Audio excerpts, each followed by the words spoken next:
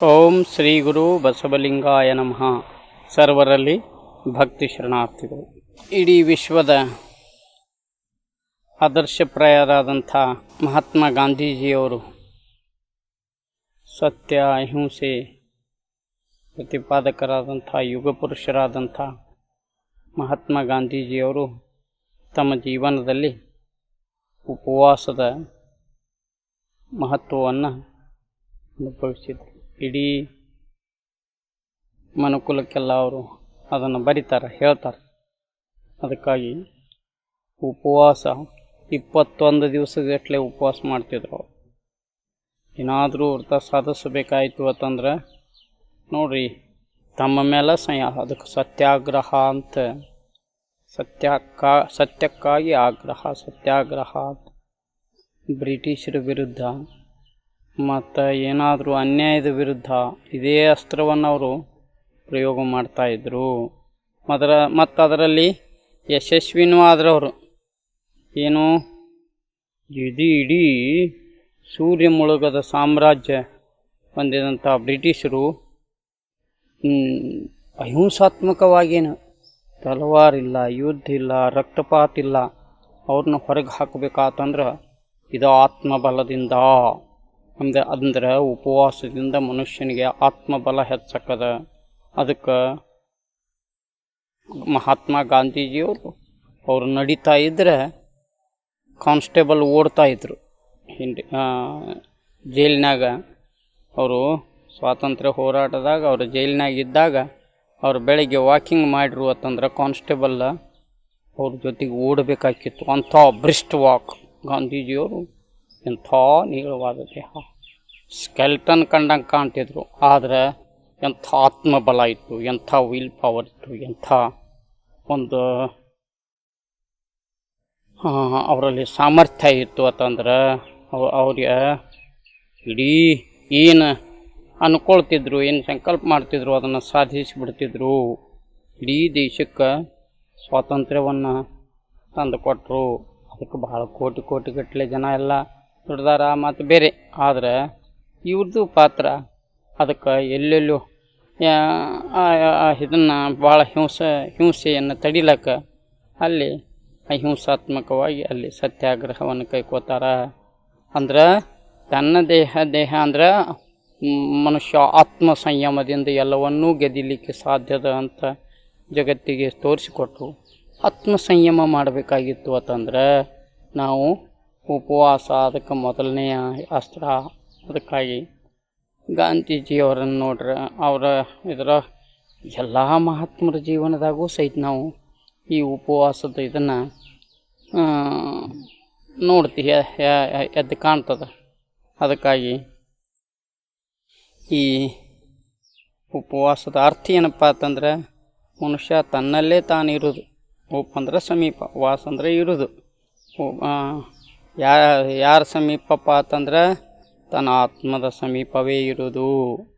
ಅದಕ್ಕೆ ಈ ಆತ್ಮಶಕ್ತಿಯಿಂದ ಸಂಘಟಿತವಾಗಿರುವಂಥ ಈ ಶರೀರ ಪಂಚಭೂತಗಳಿಂದನೇ ಮಾಡಲ್ಪಟ್ಟದ. ಪಂಚಭೂತಗಳು ಸಹಿತ ಒಂದಕ್ಕಿಂತ ಒಂದು ಸೂಕ್ಷ್ಮ. ಅಂದರೆ ಪೃಥ್ವಿಗಿಂತ ಜಲ, ಜಲಕ್ಕಿಂತ ಅಗ್ನಿ, ಅಗ್ನಿಯಿಂದ ಪ್ರಕಾಶ, ಅಗ್ನಿಯಿಂದಕ್ಕಿಂತ ಸೂಕ್ಷ್ಮವಾಗಿ ವಾಯು, ವಾಯುವಿಗಿಂತ ಸೂಕ್ಷ್ಮವಾಗಿ ಆಕಾಶ. ಈ ರೀತಿ ಅವು ಸಹಿತ ಸೂಕ್ಷ್ಮ ಆಕೋತ ಹೋಗ್ತಾವ. ಅದರಿಂದ ಮನುಷ್ಯನಲ್ಲಿ ಆ ಸೂಕ್ಷ್ಮ ಅಂದ್ರೆ ಅದಕ್ಕೆ ನೋಡಿರಿ, ಆಕಾಶ ತತ್ವ ಏನು ಮಾಡ್ತದೆ ಅಂದ್ರೆ, ಆಕಾಶ ತತ್ವ ಅಂದ್ರೆ ನಾವು ಉಪವಾಸ ಖಾಲಿ ಜಾಗ ಬಿಡೋದು. ನಾನು ಭಾಳಷ್ಟು ನಿಸರ್ಗ ಚಿಕಿತ್ಸೆಯಲ್ಲಿ ಸಾವಿರ ಗಟ್ಟಲೆ ರೋಗಿಗಳನ್ನು ಉಪವಾಸ ಇಟ್ಟ ಎನಿಮಾ ಕೊಟ್ಟೀವಿ ಅಂತಂದ್ರೆ ಏನು ಅಡೆತಡೆ ಇರ್ತದೆ, ಶ್ವಾಸ ಸರಾಗವಾಗಿ ಆಡಲಿಕ್ಕೆ ಅಂದ್ರೆ ಶ್ವಾಸೋಚ್ಛ್ವಾಸದಾಗ ಯಾವುದೂ ಅಡೆತಡೆ ಇದ್ದದ್ದ ಹೋಗಬೇಕಾಗಿತ್ತು ಅಂತಂದ್ರೆ ಉಪವಾಸ ಭಾಳ ದಿವ್ಯ ಅತ್ಯವಶ್ಯ ಅಸ್ತ್ರ. ನೋಡಿರಿ, ಈಗ ನಮ್ಮ ಈಗ ದಿನಮಾನದ ಖ್ಯಾತ ಪ್ರವಚನಕಾರರಾದಂಥ ಈಶ್ವರ ಮಂಟೂರವ್ರು ನಮ್ಮ ಆಶ್ರಮಕ್ಕೆ ಬಂದಿದ್ದರು. ಅವರಿಗೆ ಮೂಗೆಲ್ಲ ಕ್ಲಾಟ್ ಇತ್ತು, ಸೈನಸ್ ಟ್ರಬಲ್. ಇದನ್ನು ಆಪ್ರೇಷನ್ ಹೇಳಿದ್ರು ಅವರು. ಆದ್ರೆ ಅದು ಯಾವಾಗಲೂ ಬಂದೇ ಇರ್ತಿತ್ತು. ಒಂದು 3 ದಿವಸ ಉಪವಾಸ ಮಾಡಿ ಎನಿಮಾ ತೊಗೊಂಡ್ಬಿಟ್ರು, ಓಪನ್ ಆಯಿತು. ಇಂಥವು ಸಾವಿರಗಟ್ಟಲೆ ಉದಾಹರಣೆಗಳನ್ನು ನಾನು ಕೊಡ್ಬೋದು. ಇಲ್ಲೇ ಗದಗ ಬೆಟ್ಟಗೇರಿ ಹತ್ತಾರೆ ಒಬ್ಬ ಲಂಬಾಣಿ ಹುಡುಗ ಬಂದಿದ್ದ. ಒಬ್ಬರು ನಮಗೆ ಆತ್ಮೀಯರು, ಅವ್ರನ್ನ ಬೂದಿಹಾಳ ಶರಣರು ಅವನ್ನ ಹೋಗಪ್ಪ ಇಲ್ಲಿ ಹಚ್ಚೋರತ್ತಿಕ ಅವೆಲ್ಲ ಇಲ್ಲಿ ಗಂಡಮಾಲಿ ಆಗಿದ್ದು ನೋಡ್ರಿ. ಅಂಥವೆಲ್ಲ ಗಂಡಮಾಲಿಗಳು ಯಾವುದು ಮೆಡಿಸಿನ್ಕ್ಕೆ ಮಾಡ್ರನ್ ವೈದ್ಯ ವಿಜ್ಞಾನಕ್ಕೆ ಅಸಾಧ್ಯದ, ಅದು ಹೋಗಂಗಿಲ್ಲ, ಬರೀ ಆಪ್ರೇಷನ್ ಮಾಡೇ ತೆಗಿಬೇಕು, ಅದು ಉಪವಾಸದಿಂದ ಹೋಗ್ತದ. ಅವು ಎಲ್ಲ ಗಂಡಮಾಲಿಗಳ ಎಲ್ಲ ಹೋಗಿಬಿಟ್ಟು ಬರೀ ಉಪವಾಸದಿಂದ ಹಾರ್ನಿಯಾ ಎಲ್ಲೆಲ್ಲಿ ಹಾರ್ನಿಯಾ ಇರ್ತದೆ ಅದು ಬರೀ ಉಪವಾಸ ಮಾಡಿಸಿ ಮಣ್ಣಿನ ಪಟ್ಟಿ ಹಾಕಿ ಸ್ವಲ್ಪ ಎನಿಮಾ ಕೊಟ್ಟು ಎಲ್ಲ ಆರಾಮಾಗ್ತದೆ. ಅನೇಕ ನೋಡ್ರಿ ಒಳಗಿನ ಟ್ಯೂಮರ್ ಸಹಿತ ಕರಗ್ತಾವ. ನಾನು ಇಂಚಗೇರಿ ಮಠದಾಗಿದ್ದಾಗ ಇಲ್ಲಿ ವಿಜಯಪುರ ಇಂಡಿ ತಾಲೂಕದಾಗ ಒಂದು ಇಂಚಗೇರಿ ಮಠ ಅದ. ಆ ಇಂಚಗೇರಿ ಮಠದಾಗ ಒಂದು ದೊಡ್ಡ ಹಾನಿ ಅಂತ ಎತ್ತ 3 ಕಾಲೇ ನಡೀತಿತ್ತದು.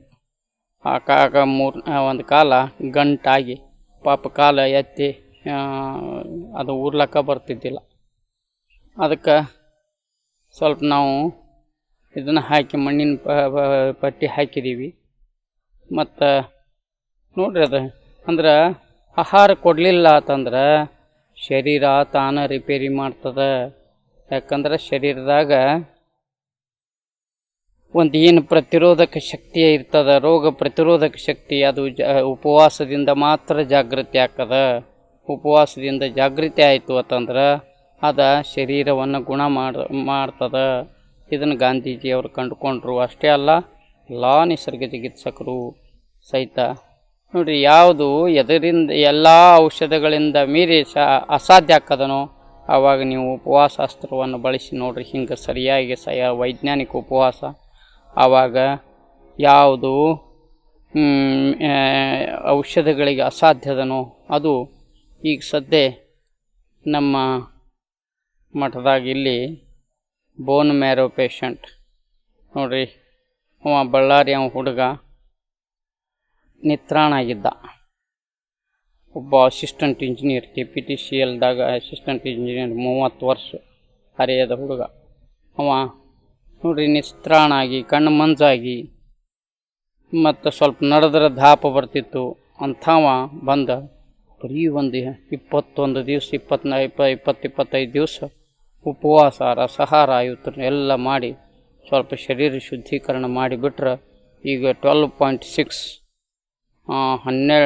4.6 ಇದ್ದ HP ಈಗ 12.6 ಇದನ್ನಾಗಿ ಅವನು ನಾರ್ಮಲ್ ಆಗಿ ಸದೃಢ ಆಗಿ ಡ್ಯೂಟಿಗೆ ಜಾಯಿನ್ ಆಗಿಬಿಟ್ಟಾನ. ತನ್ನ ಕರ್ತವ್ಯಕ್ಕೆ ಹಾಜರಾಗ್ಯಾನ. ಎಂಥ ಅದ್ಭುತ ಶಕ್ತಿ ಅದ ಉಪವಾಸದಾಗ. ಅದಕ್ಕೆ ನಿಸರ್ಗ ಚಿಕಿತ್ಸಕರು ಏನು ಚಮತ್ಕಾರ, ಶರೀರದ ಚಮತ್ಕಾರಗಳನ್ನು ಹೆಂಗೆ ಹೊರ ಹಾಕ್ತಾರೋ ಅದು ಶರೀರದೊಳಗೆ ಅಂಥ tremendous healing power is there. ಅದು ಎದರಿಂದ ವ್ಯಕ್ತ ಆಗುತ್ತಪ್ಪ? ಇಂಥ ವೈಜ್ಞಾನಿಕ ಉಪವಾಸದಿಂದ. ಅದಕ್ಕಾಗಿ ಎಲ್ಲರೂ ಸಹಿತ ಉಪವಾಸದ ಮಹತ್ವವನ್ನು ತಿಳ್ಕೋಬೇಕು. ನೀವೇನಾದರೂ ಆಯಿತು ಅಂತಂದ್ರೆ ಕೆಮ್ಮ, ನೆಗಡಿ, ಜ್ವರ, ಡಿಸೆಂಟ್ರಿ ಇಂಥವೆಲ್ಲ ಆಯಿತು ಅಂತಂದ್ರೆ ಸ್ವಲ್ಪ ನೋಡ್ರಿ, ಅದು ಬಾಡಿದು ಕ್ಲೀನಿಂಗ್ ಪ್ರೊಸೆಸ್. ಅದು ನಮ್ಮ ದಿನನಿತ್ಯ ಶರೀರ ಮಲ ಮೂತ್ರ ಬೆವರ ಶ್ವಾಸದ ಮೂಲಕ ಟಾಕ್ಸಿನ್ ಎಲ್ಲ ಹೊಲಸನ್ನೆಲ್ಲ ಹೊರಗೆ ಹಾಕ್ತಿರ್ತದೆ. ಇದು ಎಲ್ಲ 4 ರಸ್ತಾದ ಮೇನ್ ಚಾನಲ್ಸ್ದಿಂದ ಹೊರಗೆ ಹೋಗಲ್ದೆ ಏನಾದರೂ ಒಳಗೆ ಉಳಿದಿತ್ತು ಅಂತಂದ್ರೆ ರೋಗದ ಮೂಲಕ 5ನೇ ರಸ್ತಾದ ಮೂಲಕ ಶರೀರ ಹೊರಗೆ ಹಾಕ್ತಿರ್ತದೆ.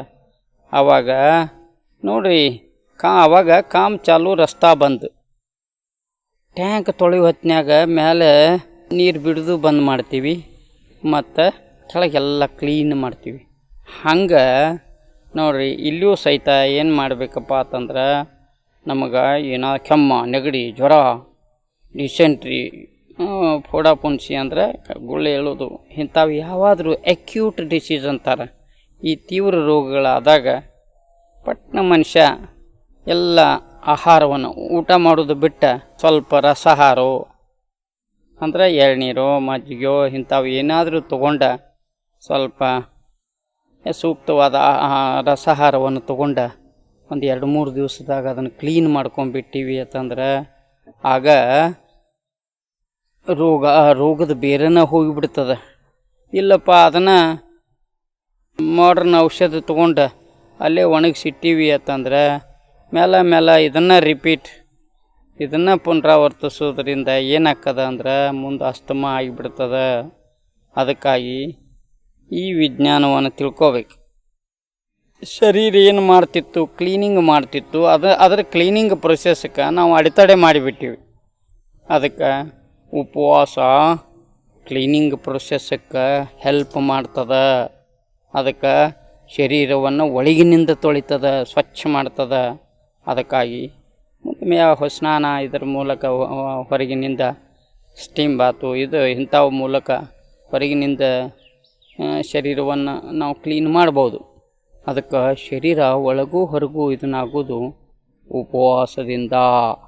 ಮತ್ತು ಅದೇ ರೀತಿ ಒಳ್ಳೆಯ ವಿಚಾರಗಳಿಂದ ಮನಸ್ಸನ್ನು ಸಹಿತ ಚನ್ನಬಸವಣ್ಣವ್ರು ಹೇಳ್ತಾರೆ. ಏನಪ್ಪ ಅಂತಂದ್ರೆ ಮಂಡೆ ಮಾಸಿದರೆ ಮಹಾಮಜ್ಜನವ ಮಾಡು, ವಸ್ತ್ರ ಮಾಸಿದರೆ ಮಡಿವಾಳಂಗಿಕ್ಕುವುದು, ಮನಮಲಿನವಾದರೆ ಕೂಡಲ ಚನ್ನ ಸಂಗನ ಶರಣರೊಡನೆ ಅನುಭಾವ ಮಾಡೋದು. ಇದು ಮನದ ಮಲಿನತೆಯನ್ನು ತೊಳೆದು ಯಾವುದಪ್ಪ ಅನುಭಾವ.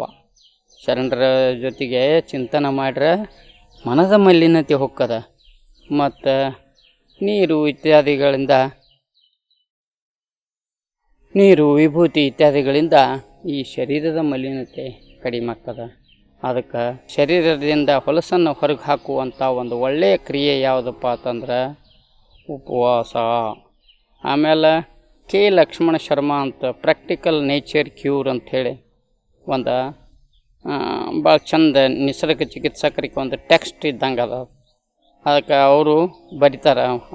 ಅವರ ಪುಸ್ತಕದಾಗ ಪ್ರಾಕ್ಟಿಕಲ್ ನೇಚರ್ ಕ್ಯೂರ್ದಾಗ ಒಂದು ಉದಾಹರಣೆ ಅದ. ಏನು ಉದಾಹರಣೆಪ್ಪ, ದಾವಣಗೆರೆ ಜಿಲ್ಲೆಯೊಳಗೆ ಒಂದು ಹಳ್ಳಿ. ಆ ಹಳ್ಳಿಯೊಳಗೆ ಒಬ್ಬ ದೊಡ್ಡ ಒಕ್ಕಲಿಗ, ಅವನಲ್ಲಿ ಸಾಕಷ್ಟು ದನಗಳಿರ್ತಾವ. ಹಂಗೆ ಎಮ್ಮೆ ಆಕಳ ಇವ ಎಲ್ಲ ಇರ್ತಾವ. ಅದ್ರಾಗ ಒಂದು ಎಮ್ಮೆ ಕರ, ಅದಕ್ಕೆ ಆರೋಗ್ಯ ಸರಿ ಇರಂಗಿಲ್ಲ. ಅದರ ಆರೋಗ್ಯ ಎಷ್ಟು ಕೆಟ್ಟಿತ್ತು ಅಂತಂದ್ರೆ ಅದು ಇನ್ನೇನು ಬದುಕಂಗ ಇಲ್ಲಪ್ಪ ಅನ್ನುವಂಗೆ ಅದು ಭಾಳ ಸುಸ್ತಾಗಿಬಿಟ್ಟಿತ್ತು, ನಿತ್ರಾಣ ಆಗಿಬಿಟ್ಟಿತ್ತು. ಅದಕ್ಕೆ ಅವ್ನು ರೈತನು ತಿಳಿದ್ಬಿಟ್ಟ, ನೋಡಿದ ಇನ್ನೇನು ಇದು ಬದುಕಂಗಿಲ್ಲ ಅಂಥೇಳಿ ಅದ್ರ ಕಣ್ಣಿ ಉಚ್ಚಿಬಿಟ್ಟ. ಕಣ್ಣಿ ಉಚ್ಚಿ ಬಿಡೋಣ ನೋಡ್ರಿ, ಅದು ಸೌಕಾಸ ಭಾಳ ಪ್ರಯತ್ನ ಪಟ್ಟ ಅದು ಎದ್ದು ನಿಂದಿರ್ಲಾಕ ಪ್ರಯತ್ನ ಪಟ್ಟು ಸೌಕಾಸ ಪ್ರಯತ್ನ ಪಟ್ಟು ಎದ್ದು ನಿತ್ತ ಅಮಾತ್ಲೆ ಹೊರಗೆ ಬಿಸಿಲಿಗೆ ಬಂತು. ಬಿಸಿಲಿಗೆ ಬಂದ ಆರಾಮ ಅನ್ಕೋತು. ಮತ್ತು ಬಿಸಿಲಿನಿಂದ ಏನಾಕ್ಕದ್ರಿ, ಅದು ಬೆವ್ರು ಹೋಗೋದ್ರಿಂದ ಬಾಯಾರಿಕೆ ಹಾಕಿರ್ತ. ಮತ್ತು ಹೊಳ್ಳಿ ಬಂದು ನೀರು ಕುಡಿದು ಮತ್ತು ಹೋಗಿ ಬಿಸಿಲಾಗ ಮನ್ಕೊಳ್ಳೋದು. ಇದೇ ರೀತಿ ಮಾಡಿ ಒಂದು 2-3 ದಿನದಾಗ ಅದು ಮೊದಲಿನಂಗೆ ಸದೃಢ ಆಗಿಬಿಡ್ತು. ಯಾವುದೇ ಆಹಾರ ಇಲ್ದ ಧೂಪ ಸ್ನಾನ ಮತ್ತು ನಿರಾಹಾರವಾಗಿ ಅಂದ್ರೆ ಆ ಮನೆ ಅಜ್ಜಿ ಏನಾಯ್ತು, ಲಕ್ಷ್ಮಣ ಶರ್ಮಾನ್ ನಿಸರ್ಗ ಚಿಕಿತ್ಸಾ ಈ ಕರಿಗೆ ಗೊತ್ತಾಗೈತೆ ನೋಡು ಅಂತ. ಅದಕ್ಕೆ ನಿಸರ್ಗ ಚಿಕಿತ್ಸಾ ಇದು ನೈಸರ್ಗಿಕದ, ಭಾಳ ವೈಜ್ಞಾನಿಕದ, ಮೂಲ ವಿಜ್ಞಾನದ. ಅದು ಶರೀರ ಸಹಜವಾದಂಥ ಇದನ್ನಿದು. ಅದಕ್ಕಾಗಿ ಇಂಥವು ಅನೇಕ ಉದಾಹರಣೆಗಳನ್ನು ಸಹಿತ ನಾವು ನೋಡ್ಬೋದು. ಅದೇ ಪ್ರಾಕ್ಟಿಕಲ್ ನೇಚರ್ ಕ್ಯೂರ್ದಾಗ ಬರೀತಾರೆ ಫಂಡಮೆಂಟಲ್ ಪ್ರಿನ್ಸಿಪಲ್ಸ್ ಅಂತ. ಫಂಡಮೆಂಟಲ್ ಪ್ರಿನ್ಸಿಪಲ್ಸ್, ಮೂಲಭೂತ ನಿಯಮಗಳನ್ನು ಏನೇನು ಬರೀತಾರೆ. It is not what we eat but what we digest that makes a strong ಅಂತ. ನಾವು ಏನು ಈ ಚೀಲ, ಈ ಹೊಟ್ಟಿ ಏನು ತುಂಬುತ್ತೀವಿ ಅದು ಭಾಳ ಮುಖ್ಯ ಅಲ್ಲ, ಎಷ್ಟು ಪಚನ ಮಾಡ್ಕೋತೀವಿ ಅದು ನಮಗೆ ಶಕ್ತಿ ಕೊಡ್ತದ ಅಂತ ಹೇಳ್ತಾರೆ ಅವ್ರು. ಇದನ್ನು ನಾವು ಅರ್ಥ ಮಾಡ್ಕೋಬೇಕು. ತುಂಬುದ 90% ಮಂದಿ ಎಲ್ಲರೂ ಸಹಿತ ನಮ್ಮನ್ನು ಹಿಡ್ಕೊಂಡು ಎಲ್ಲರೂ ಏನು ಮಾಡ್ತೀವಪ್ಪ ಅಂತಂದ್ರೆ ಊಟದ ಟೈಮ್ ಆಗೈತಿ ಅಂತ ಉಣ್ತೀವಿ, ಪಕ್ಕ ಹಸದು ಉಣಂಗಿಲ್ಲ. ಹಸದು ಉಂಡ್ರೆ ರೋಗನ ಬರಂಗಿಲ್ಲ.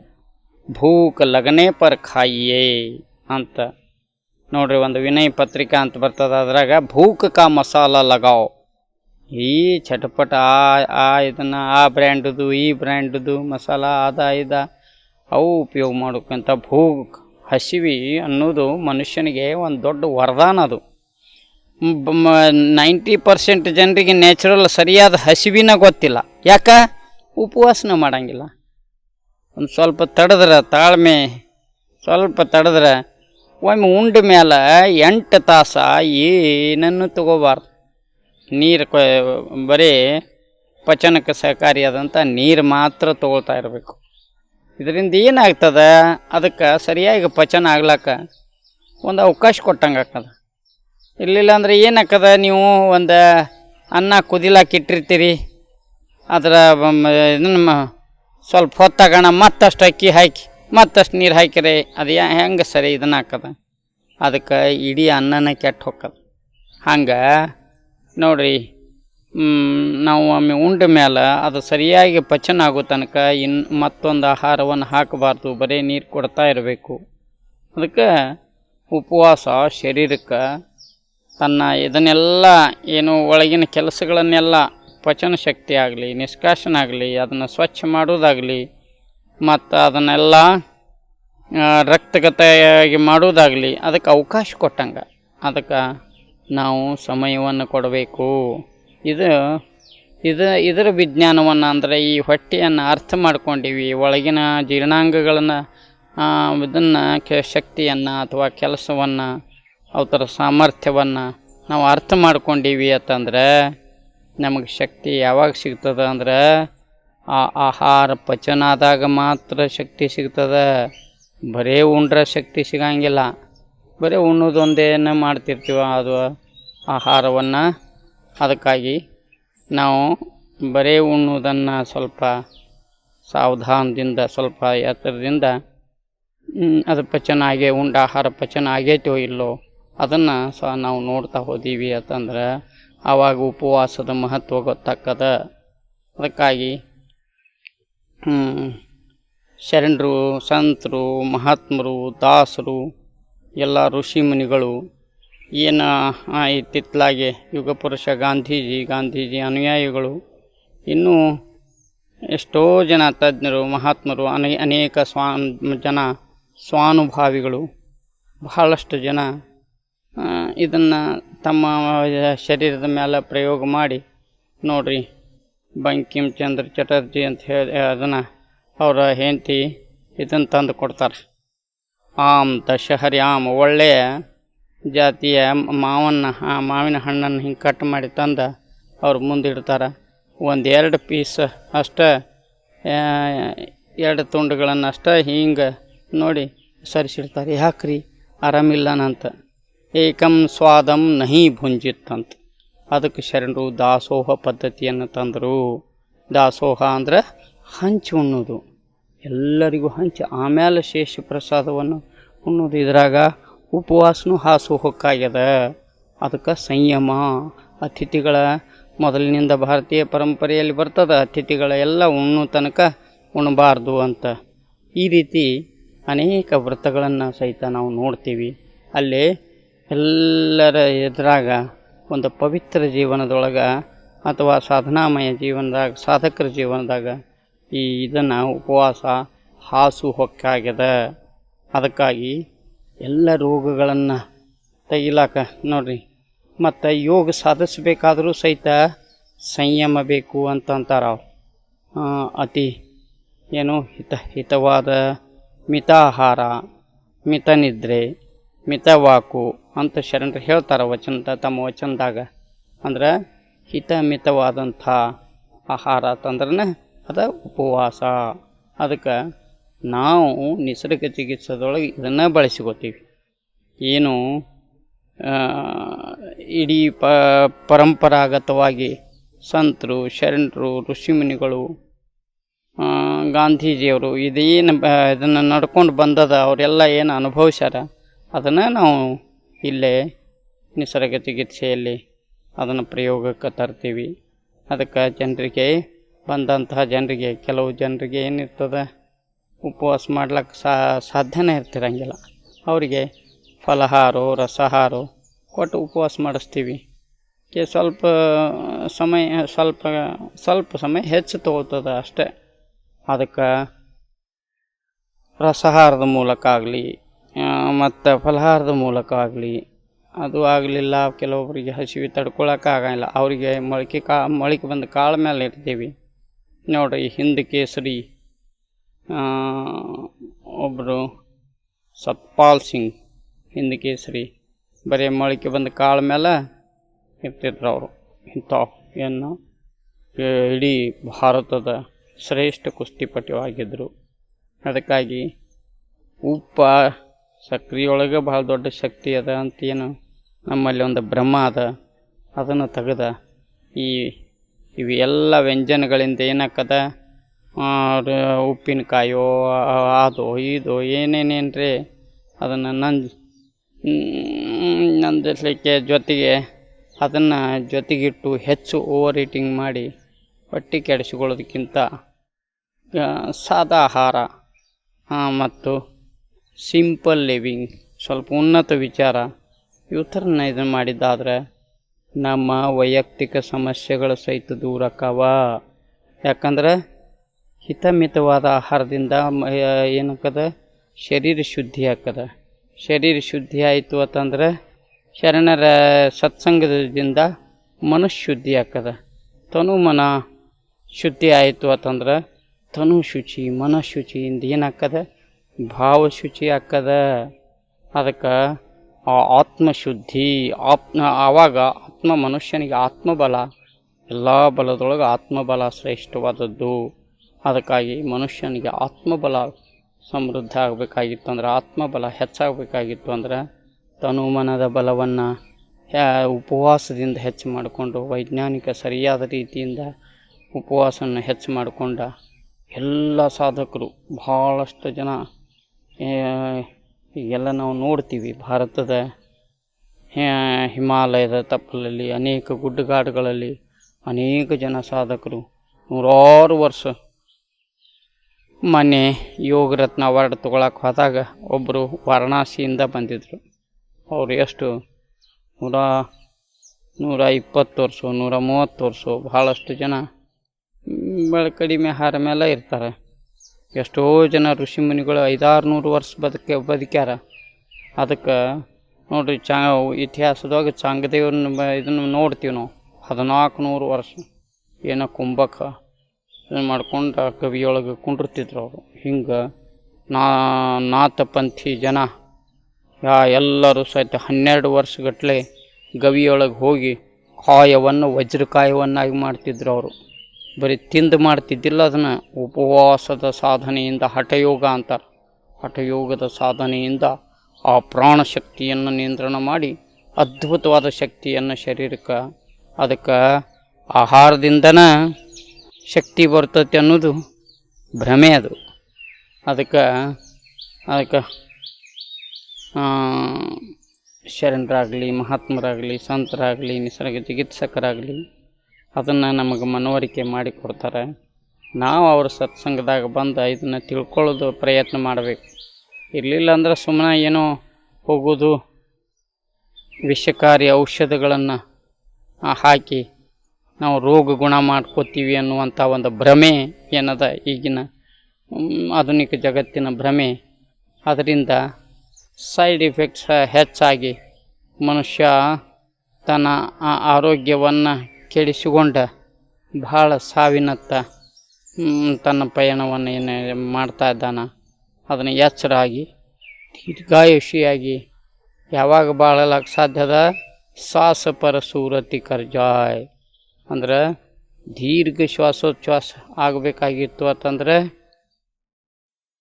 ಅದನ್ನು ನೋಡ್ರಿ, ಯಾರು ಶಿವಯೋಗವನ್ನು ಮಾಡ್ತಾರ ಅವರಿಗೆ ಹಸಿವೆ ಕಡಿಮೆ ಆಕ್ಕದ. ಯಾಕಂದ್ರೆ ಮನುಷ್ಯೆಲ್ಲ ಅಂತರ್ಮುಖಿ ಆಕ್ಕದ. ಇಂದ್ರಿಯಗಳಿಗೆ ಕಡೆ ಇದ್ದದ್ದ ಇದನ್ನು ನೋಡ್ರಿ, ನಾವು ಇಂದ್ರಿಯಗಳನ್ನು ತೃಪ್ತಿಪಡಿಸ್ಕೊಳಕ್ಕೆ ಹೋದೀವಿ ತೃಪ್ತಿಪಡಿಸ್ಲಕ್ಕೆ ಹೋದೀವಿ ಅಂತಂದ್ರೆ ಅವು ಎಂದೂ ತೃಪ್ತಿ ಆಗಂಗಿಲ್ಲ. ಯಾಕಂದ್ರೆ ಉರಿಯುವಂಥ ಯಜ್ಞಕ್ಕೆ ಎಣ್ಣೆ ಹಾಕಿರ ಮತ್ತು ಇನ್ನೂ ಹೆಚ್ಚು ಅದು ಎಷ್ಟು ಹಾಕಿರು ಇದನ್ನು ಕಡಿಮೆನ. ಅದಕ್ಕಾಗಿ ನಾವು ಆಸೆಯನ್ನು ಪೂರೈಸಲಿಕ್ಕೆ ಸಾಧ್ಯ ಇಲ್ಲ. ನಮ್ಮ ಅವಶ್ಯಕತೆಯನ್ನು ಪೂರೈಸಲಿಕ್ಕೆ ಮಾತ್ರ ಸಾಧ್ಯದ. ಅದಕ್ಕೆ ಮನುಷ್ಯ ಆಸೆಯಿಂದ ಹೆಚ್ಚೆಚ್ಚು ಉಂಡ ಆರೋಗ್ಯವನ್ನು ಕೆಡಿಸುತ್ತಾನ. ಇದನ್ನು ಅರ್ಥ ಮಾಡ್ಕೋಬೇಕು. ಇದನ್ನೆಲ್ಲ ಹೇಳುವಂಥ ತಾತ್ಪರ್ಯ ಏನಪ್ಪ ಅಂತಂದ್ರೆ, ನಿಸರ್ಗ ಚಿಕಿತ್ಸೆಯೊಳಗೇನು ಒಂದು ರಿಸಲ್ಟ್ ಕಾಣ್ತಾ ಇದೆ ನಿಮ್ಗೆ. ನೋಡಿರಿ, ಯಾರಿಗಾರೆ ಒಂದು ಕುರು ಆಗಿರ್ತದೆ, ಆ ಕುರು ಸುಮ್ಮನೆ ಹೋಗಿ ಆಪ್ರೇಷನ್ ಮಾಡಿ ಅಲ್ಲಿ ಕಲಿನ ಉಳಿದ್ಬಿಡ್ತದೆ. ಅಷ್ಟಕ್ಕಿಂತ ಉಪವಾಸ ಮಾಡಿ ಸ್ವಲ್ಪ ಎನಿಮಾ ತೊಗೊಂಡು ಅದ್ರ ಮೇಲೆ ರಾಡಿ ಪಟ್ಟು ತಣ್ಣೀರು ಪಟ್ಟು ಇಟ್ಟು ನೋಡ್ರಿ, ಒಂದೆರಡು ದಿವಸದಾಗನ ಅದು ಮೇಲೆ ಮಣ್ಣಿನ ಪಟ್ಟಿ ಹಾಕೋದ್ರಿಂದ ಒಡೆದು ಹೋಗ್ತದ. ಒಡೆದು ಕೀವು ಸೋರಿ ಸ್ವಚ್ಛ ಹಾಕದ. ಇದರಿಂದ ಏನಾಗಿಬಿಡ್ತದೆ, ಕಲಿ ಬೀಳಂಗಿಲ್ಲ ಮತ್ತು ಶರೀರ ತಾನ ಸ್ವಚ್ಛ ಮಾಡ್ತದೆ. ಇಂಥ ಒಂದು ಅದ್ಭುತ ಶಕ್ತಿ ಶರೀರದಾಗ ಅದು ಯಾವಾಗ ಗೊತ್ತಾಕದಪ್ಪ ಅಂದ್ರೆ ಉಪವಾಸ ಮಾಡೋದ್ರಿಂದ ಗೊತ್ತಾಕದ. ಅದಕ್ಕೆ ಉಪವಾಸದ್ದು ಭಾಳಷ್ಟು ಸಾಮರ್ಥ್ಯ ಅದಾವ. ಅವು ನಿಸರ್ಗ ಚಿಕಿತ್ಸಾದಾಗ ಬಂದ್ರನ ನಿಮ್ಮ ಶರೀರಕ್ಕೆ ಎಂಥ ಅದ್ಭುತ ಶಕ್ತಿ. ಬಹಳಷ್ಟು ಜನರಿಗೆ ಒಂದು ಹೊತ್ತು ಆಹಾರ ಬಿಡೋದ ಒಂದು ದೊಡ್ಡ ತೊಂದರೆ ಇರ್ತದೆ. ಅದು ಹೆಂಗ್ರಿ, ಯಾಕಂದರೆ ಡಾಕ್ಟರು ಹಂಗೆ ಹೇಳ್ತಾರೆ, ಆಹಾರ ತೋತು ಬರ್ರಿ, ಚೆನ್ನಾಗಿ ತೋತು ಬರ್ರಿ, ಮತ್ತು ಗ್ಯಾಸ್ಟ್ರಿಕ್ ಟ್ರಬಲ್ ಆದರೂ ಸಹಿತ ನೀವು ಹೊಟ್ಟೆ ಖಾಲಿ ಬಿಡಬೇಡ್ರಿ, ಗ್ಯಾಸ್ ಆಕತಿ ಅಂತ. ಆದ್ರೆ ಈ ಭ್ರಮೆ ಏನದ ಸ್ವಲ್ಪ ನಿಮ್ಗೆ ಹೋಗಬೇಕು. ಆ ಒಳಗಿನ ಹೊಲಸು ಹೊರಗೆ ಹೋತಂದು ಗ್ಯಾಸ್ ಹೋಗ್ತದ. ಬರೀ ಮೇಲೆ ಆಹಾರವನ್ನು ಹಾಕಿರ ಗ್ಯಾಸ್ ಹೋಗಂಗಿಲ್ಲ. ಅದಕ್ಕಾಗಿ ನಾವು ಸರಿಯಾಗಿ ಬರೀ ನಮ್ಮ ಆರೋಗ್ಯವನ್ನು ಇನ್ನೊಬ್ಬರ ಜವಾಬ್ದಾರಿ ಮೇಲೆ ಬಿಡೋದಕ್ಕಿಂತ you should become your own doctor. ನೀವು ನಿಮ್ಮ ಡಾಕ್ಟರ್ ನೀವೇ ಆಗಬೇಕು. ಅಂದ್ರೆ ನಿಮ್ಮ जवाबदारी जो अपने आप को संभाल नहीं सकता उसको भगवान भी नहीं संभाल सकता. ಡಾಕ್ಟ್ರ ಇದನ್ನು ಔಷಧ ಗುಳಿಗೆ ಇಂಜೆಕ್ಷನ್ ಅವ್ರನ್ನ ಉಳಿಸಂಗಿಲ್ಲ. ಯಾವುದು ಉಳಿಸ್ತದಪ್ಪ ಅಂತಂದ್ರೆ ನಿನ್ನ ಆರೋಗ್ಯದ ಜ್ಞಾನನ ನಿನ್ನ ಉಳಿಸ್ತದ. ಅದಕ್ಕೆ ಅದನ್ನು ಪ್ರಯೋಗ ಮಾಡಿ ನೋಡು.